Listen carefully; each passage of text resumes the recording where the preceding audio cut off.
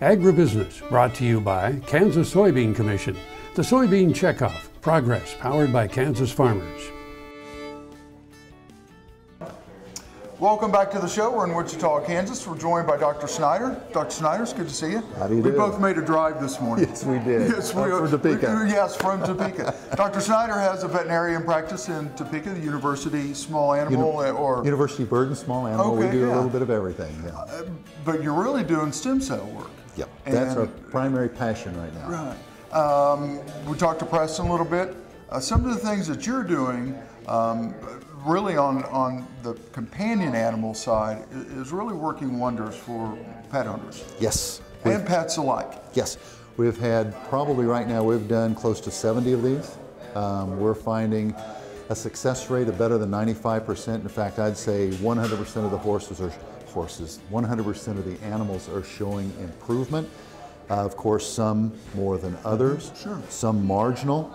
But as a whole, most of them are showing a very nice improvement. So, been very pleased with what we're seeing. Well, yeah, and we got to spend probably 10 or 15 minutes before we came out and did the interview. And some of the things that we talked about is not only good for the animals, not only good for the pet owners, but the economics of it is a great viability for people to extend pet lives. I don't know so much about extending pet life. It's kind of the difference between quality of life and quantity of life. Right. We're out to improve that quality of life to make these animals more comfortable. Arthritis is a big, big problem in companion animals and in humans, horses. If we can take and alleviate a lot of that pain, that discomfort, very good for both the pet and for that owner, seeing that they can do the best for the quality of that pet's life. And we really talked about companion animals versus production animals too, and we had a nice little conversation about bulls or bucking bulls even in rodeos. Economically, this makes sense for someone who needs production animals to continue in whatever facet they've got. Right now, the production animals, the bulls, the food animals aspect of this is pretty well unexplored. We're going to start getting more into this, especially with the more valuable breeding bulls like we were talking about with some of these rodeo bronking bulls that are $100,000 plus bulls that get injured. Becomes a very viable treatment mode for them, modality for them. I'm excited. I've been in practice 37 years. I probably won't be around when most of this really is able to be used fully. Right, sure. But right now, to me, this is tomorrow's medicine. This is what human medicine will be in a short time. This is what veterinary medicine certainly should be looking for on a lot of these chronic debilitating diseases, autoimmune, arthritis, neuromuscular, all of these. We're looking for some, most of it hasn't even been explored yet. Any limitations to stem cell therapies? The only limitation that we have right now, and this may change, has been with tumors, with cancer, because stem cells cause new blood vessels to grow. We typically try to stay away from any dog with cancer because you don't want to stimulate more blood vessel growth to a tumor. There's a lot of talk that in the near future we are going to see some cancer applications for stem cells, maybe not using stem cells to treat, but using stem cells to maybe carry the treatment to the tumor. So it's going to be used in a lot of new ways. So we're just barely on the tip of that iceberg as far as the potential for this. So we're quite excited about it. Well, we're going to take a quick break. When we come back, we're going to talk about maybe where you see this going 5, 10, maybe 20 years down the road. Love it. You're watching Ag AM in Kansas. We'll see you in just a minute.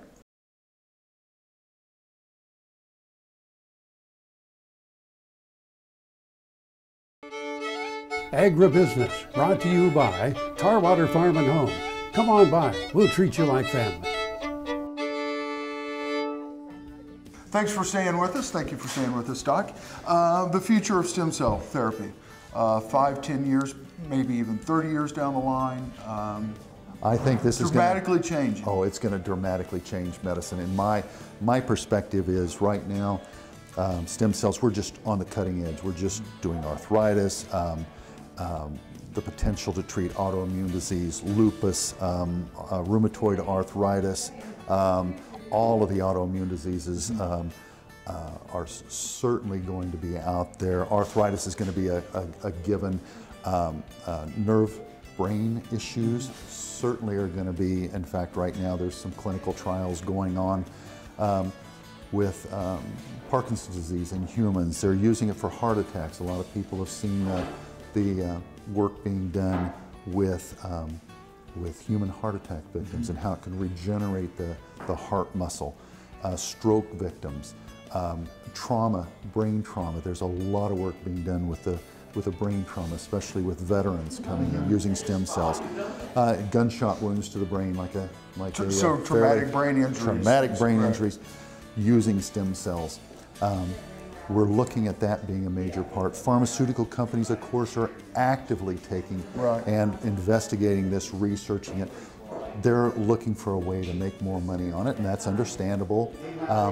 We're just really happy to be able to use this technology right now on animals today. So we'll be doing it with this horse. We're doing it with dogs and cats. We just did a dog from Wichita yesterday. And we also did a fracture on a dog's leg yesterday using stem cells to try to accelerate that healing. We're really excited about what that's going to do. It's kind of a reversal of roles. I mean, we actually worked some of this stuff on humans, kind of got the ball rolling. Now we're perfecting it truly in animals, so we were kind of the guinea pigs this time. Humans are the guinea pigs. So this is the dumb animals get the stem cells, and I guess we can call ourselves really dumb animals because we can't. But it's being done. Most of it's being done outside the United States, but there are some clinics in the U.S. right now that are doing stem cell therapy actively, and the results have been nothing short of spectacular. Do you see as it becomes more common practice that the price continues to come down? And because we were talking earlier, it's, you know, someone who's got a companion animal, do they want to spend the $2,000 to extend quality of life for that animal or something like that? As it becomes more prevalent in veterinary medicine? Yes. Price tends to come down just like everything else, yes. I would assume. As the price comes, as the technology becomes more prevalent, just like with anything, the cost is going to drop.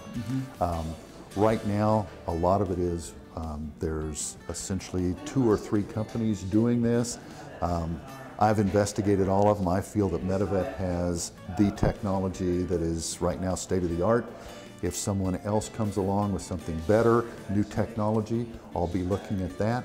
But right now, as far as the industry, MediVet, this fat extraction technique that we're using is state of the art. Well, we want to remind everybody you're located in Topeka, right next to Team Sports or across the street from Team Sports, there on 17th Street. Website, people can go and get some information on you, or a phone number to call? Website is universitybird.com. Phone number is 785-233-3185, or if they'd like some more information on the technology, it's MediVet America, meta-vet-america.com. Perfect. Doc, thank you for your time. It's very nice We'll to meet you. talk to you later.